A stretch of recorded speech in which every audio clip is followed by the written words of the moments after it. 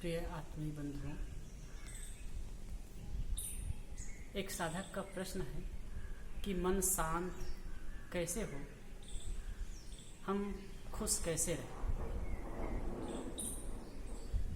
मन की गतिविधि को समझने के पहले मन क्या है इसे समझना होगा। मन क्या है इस पर हम कहें तो देखे, सुने और भोगे हुए संस्कारों का समुच्चय ही मन है। हम जो कुछ भी देखते हैं, सुनते हैं, भोगते हैं, 5 ज्ञानेंद्रियों से व्यवहार करते हैं, उसका संस्कार अंतःकरण में टिकता है, यही मन है। और यही मन कालांतर में हमें आंदोलित करता है, विचलित करता है। और यही मन हमें अन्य अन्य कर्मों में प्रेरित करता है। जब हम किसी कर्म को करते हैं और उसके प्रति जब प्रियता उत्पन्न होती है, अच्छा लगता है, तो ये आसक्ति कहलाती है। और यही आसक्ति हमें बार बार उधर खींचती है। यही मन का खिंचाव है, मन का चंचल होना। मन विषयों में पढ़ करके ही चंचल होता है। जो भी हम विषय पदार्थ संसार के देखते हैं, जानते हैं और व्यवहार में लाते हैं, और जहाँ प्रियता की अनुभूति होती है उधर मन खींचता है। अब प्रियता की अनुभूति होती है वहाँ भी विचलित होता है। तो मन को ठीक करने के लिए अपने कर्मों को ठीक करने की आवश्यकता है। महात्मा बुद्ध का वह सूत्र बहुत ही महत्वपूर्ण है। मनो पुब्बक गम्मा धम्मा मनोसेठा मनोमया मनसा चे पदुत्थेन भासति वा करोति वा तथोनम दुखम अन्वेति चक्कम वा वहतो पदम। महात्मा बुद्ध कहते हैं ये धम्म पदम की पहली गाथा है और बड़ी ही महत्वपूर्ण गाथा है। मनो पुब्बक गम्मा धम्मा, मन पूर्वगामी है और मन का धर्म है आगे आगे चलना। वो प्रत्येक कर्मों में आगे आगे चलता है और जीवन के सारे कर्म मनोमय होते हैं। हम कुछ भी काम करते हैं तो पहले मन से सोचते हैं तब करते हैं। मन में पहले विचार करते हैं तब काम करते हैं। मन के बिना हम कोई कार्य में प्रवृत्त हो ही नहीं सकते। तो यहाँ महात्मा बुद्ध कहते हैं जब मन में प्रदुष्ट भावना रखकर, गलत भावना रखकर हम कर्म करते हैं तो हमारे पीछे दुख वैसे लगे रहते हैं जैसे रथ के पहिए। रथ के पहिए घोड़े के पीछे लगे रहते हैं। अगर घोड़ा आलस करता है चलने में, एक तो रथ का बोझा लादा रहता है, अब ये बोझ है, बोझ लेकर के चल रहा है और चलने में यदि आलस्य करता है, थोड़ा भी कोताही करता है, तो रथ के पहिए उसके पैर को रगड़ने के लिए तैयार है। ठीक ऐसे ही हम मन में गलत भावना रख करके जब बोलते हैं और कर्म करते हैं तो दुख हमारे पीछे लगा है। जब आदमी किसी प्रकार से दुखी होता है, संतापित होता है, तो इस दुख का आरोपण दूसरे से करता है, दूसरे पर करता है कि मैं दूसरे की वजह से दुखी हूँ, दूसरे की वजह से संतापित हूँ। पर यह समझना होगा कि कोई दूसरे की वजह से संतापित नहीं होता। हमारे सुख और दुख का कारण मन ही है।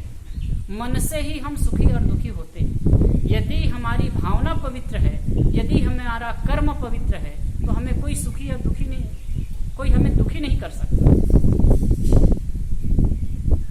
इसीलिए कहा गया मन एवं मनुष्य नाम कारणम बंध मोक्ष। मन ही मनुष्य के बंधन और मोक्ष का कारण है। मन चंगा तो कठौती में गंगा कहा गया है। मन चंगा है तो कठौती में आप जहां रहते हैं वही गंगा है। अगर मन चंगा नहीं है, मन पवित्र नहीं है, तो आप गंगा में जाकर भी मन को पवित्र नहीं हो सकते। आपका मन पवित्र नहीं हो सकता, आप पवित्र नहीं हो सकते। इसलिए मन को ठीक करने के लिए, मन को शांत और प्रसन्न करने के लिए अपने कर्मों पर दृष्टिपात करना होगा। और ये कर्मों का आधार क्या है? मन। दूसरे सूत्र में महात्मा बुद्ध ने पुनः इसी बात को दोहराते हुए कहा कि मन पूर्वगामी है, मन का स्वभाव है आगे आगे चलना और जीवन के सारे कर्म मनोमय होते हैं। पर मन से प्रसन्न भावना रख करके जब बोलते हैं और करते हैं तो हमारे पीछे सुख वैसे ही लगे रहते हैं जैसे छाया व अनपायनी, कभी साथ न छोड़ने वाली छाया। अब ये हम पर निर्भर करता है कि हम कैसे जीवन जीना चाहते हैं। हम अपने जीवन पर सिंहावलोकन करें, जीवन को देखें कि हम कहाँ कहाँ भूल कर रहे हैं। ठीक है, मन से ही सारे कर्म होते हैं, सारे कर्म मनोमय होते हैं। तो मन को अगर हम देखने लगेंगे, मन को खंगालने लगेंगे, तो फिर हमको साफ पता चल जाएगा। लोग क्या करते हैं, मन चंचल है, मन दुखी है, मन परेशान है, तब कहीं मंदिर में जाएंगे, कोई संत महात्मा के पास जाएंगे, और कहीं जाएंगे तीर्थ में जाएंगे,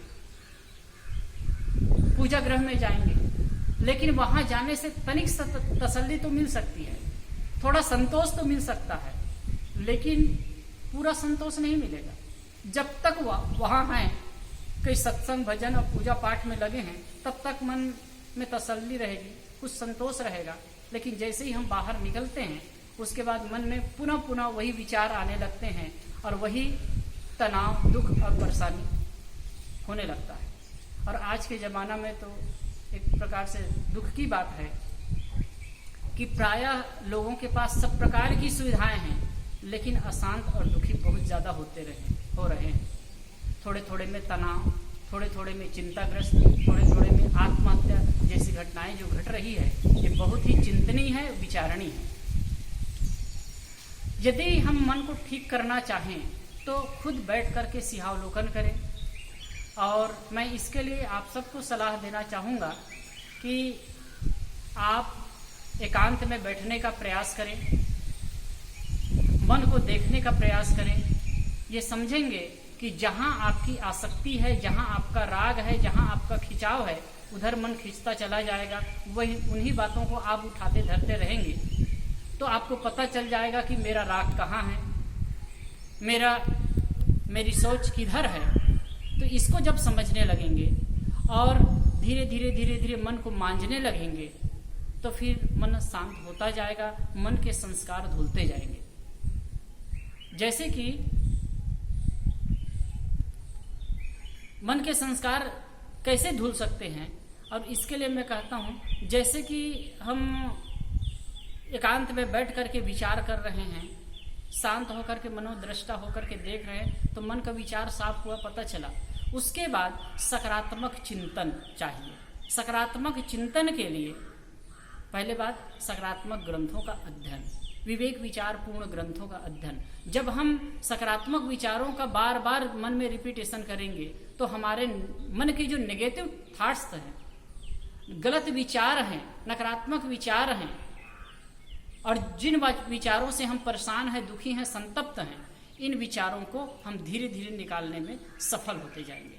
और जब ये होगा तो मन जरूर शांत होगा और व्यवहारिक जगत में भी हम खुश रह पाएंगे और आंतरिक जगत में भी हम खुश रह पाएंगे। और जब ये स्थिति बनने लगेगी तो ये जीवन की सबसे बड़ी सफलता होगी। और वास्तव में कहिए, यही जीवन की सबसे बड़ी कमाई है। आपके पास धन है, वैभव है, रुपया पैसा है, बहुत कुछ है, लेकिन यदि मन की शांति नहीं है, मन का संतोष नहीं है, तो कुछ भी नहीं है।